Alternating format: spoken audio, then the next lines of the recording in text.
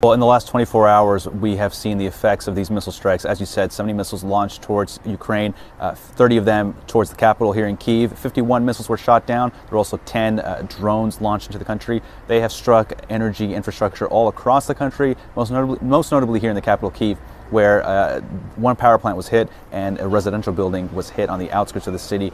At least 10 people have been killed.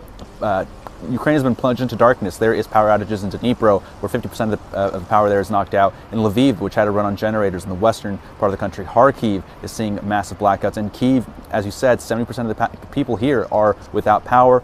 For the last 24 hours, we've been without running water, though water has now been restored in just the last few hours.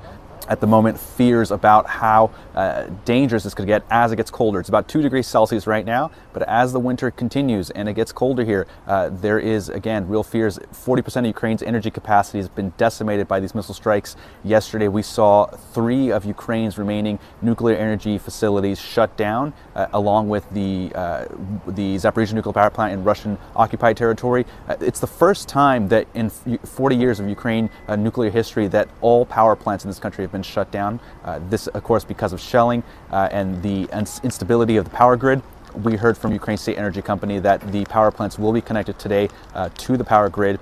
As you know, those nuclear power plants require a constant source of energy to keep running. The Zaporizhzhia nuclear power plant, we should know, had to run on its backup diesel generators, which is quite dangerous. The IAEA again reiterating their call for a demilitarized zone around the nuclear power plant. President Zelensky saying that he's waiting for, quote, a firm reaction from the international community. He wants Russia to be stripped of their vote in the UN Security Council. It does not want them to have a vote in whatever decision the international community takes. He's, really calling for consequences on Russia for attacking energy infrastructure here.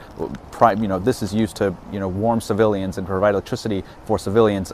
The United States ambassador to the United Nations saying that Russia was attempting to push Ukraine to the negotiating table ahead of winter, trying to constrict, the lifeblood of a city here to make it difficult for residents. But again, Ukraine showing no signs that they're willing to come to the bargaining table, even as these conditions get harder as we head into winter.